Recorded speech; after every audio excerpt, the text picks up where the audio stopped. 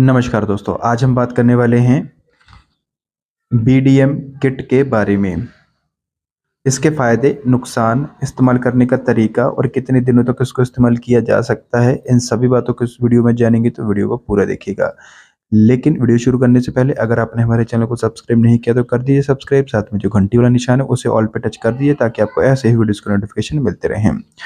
तो दोस्तों, BDM kit आती है डीडब्ल्यूडी कंपनी की और 4 गोलियों का कॉम्बो पैक आता है, ये कॉम्बी किट आती है और इसमें होता है फ्लूकोनाज़ोल, अज़िथ्रोमाइसिन एंड सेकनिडाज़ोल कॉम्बी किट।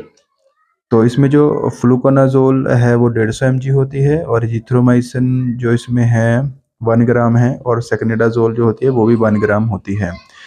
तो सेकनिडाज़ोल की 2 गोलियां होती हैं और एजिथ्रोमाइसिन और फ्लूकोनाज़ोल की 1-1 गोली होती है। 118 रुपये की ये पूरी किट मिलती है। तो चलिए देख लेते हैं इसको खोलकर एक बार। तो दोस्तों, ये जो मेरे पास है ये यूज़ की हुई है, तो मेरा मकसद है सिर्फ आपको नॉलेज देना और आपको समझाना कि किस काम में आती है और कैसे इसको इस्तेमाल करना है, ठीक है। तो सबसे पहले तो जान लेते हैं कि इसके फ़ायदे क्या-क्या हैं। दोस्तों, इसका उपयोग किया जाता है महिलाओं की योनि में फंगल इन्फेक्शन को ठीक करने के लिए, अंदरूनी कोई फंगल इन्फेक्शन हो गया है उसको ठीक करने के लिए, ठीक है। या फिर जेंट्स को भी अगर फंगल इन्फेक्शन है या पति-पत्नी दोनों को फंगल इन्फेक्शन है। मान लीजिए अगर किसी महिला पेशेंट जब किसी महिला डॉक्टर के पास जाती हैं दिखवाने के लिए तो उनको उनको अगर योनि में फंगल इन्फेक्शन है, तो ये जो दवाई है वो दोनों को दी जाती है, मतलब कि पत्नी और पति दोनों को खिलाई जाती है ताकि अगर पति के अंदर कोई ऐसे कोई फंगल इन्फेक्शन के चांस है या हो रहे हैं या है थोड़ी बहुत भी है तो वो भी ठीक हो जाए और दोबारा से पत्नी को ना हो सके, ठीक है। तो उसके लिए ये इस्तेमाल की जाती है और जब फंगल इन्फेक्शन हो जाता है तो बहुत सारी प्रॉब्लम आती है जैसे कि सफ़ेद पानी आना, ठीक है। जब किसी महिला को फंगल इन्फेक्शन योनि के अंदर हो जाता है तो पानी आना, सफ़ेद पानी आना, उसमें से बदबू आना और जलन होना, खुजली होना, रेडनेस आ जाना अंदर की तरफ, तो ये सब कंडीशन होती है जब फंगल इन्फेक्शन हो जाती है।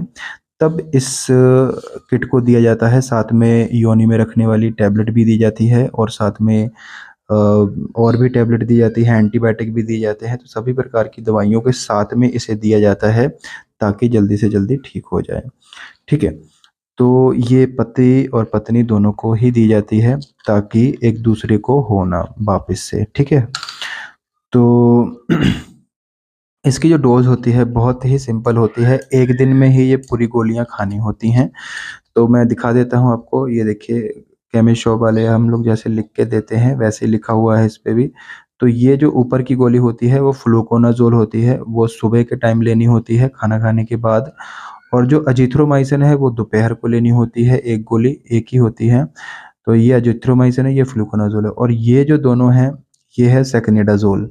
तो ये दोनों एक साथ गोलियाँ खानी होती है, मतलब दोनों गोलियाँ रात को खाना खाने के बाद खानी होती हैं, ठीक है। तो ये इसकी डोज़ होती है और ऐसे ही पत्नी को खानी होती है, ऐसे ही पति को खानी होती है। तो मतलब दोनों ही वाइफ़ हस्बैंड दोनों ही इसको लेते हैं और तभी ये प्रॉब्लम ठीक होती है, क्योंकि ऐसा होता है कि पत्नी को अगर खिला देंगे और उसकी ठीक हो जाएगी और जब वो मतलब मतलब संबंध बनाएँगे या फिर कॉन्टैक्ट में आएँगे, तो जो पति को अगर होगी फंगल इन्फेक्शन तो वो पत्नी को जो है फिर से लग जाएगी। तो इसीलिए दोनों को दी जाती है और एक ही बार दी जाती है, अगर ज़रूरत पड़ने पे अगर नहीं ठीक होती है तो फिर बाद में भी दी जाती है, वो आपके डॉक्टर आपको बता देंगे, ठीक है। तो चेक करा के ही इसको दिया जाता है पेशेंट को, डॉक्टर को चेक करा के ही लेनी चाहिए, अपनी मर्ज़ी से घर पे इस्तेमाल नहीं करनी चाहिए। क्योंकि इसके कुछ साइड इफ़ेक्ट भी हो सकते हैं, जैसे कि इसको लेने से उल्टी, मतली, सिर दर्द, पेट दर्द, घबराहट, भूख न लगना, चक्कर आना, अपच, ये सब प्रॉब्लम हो सकती हैं इसको लेने से।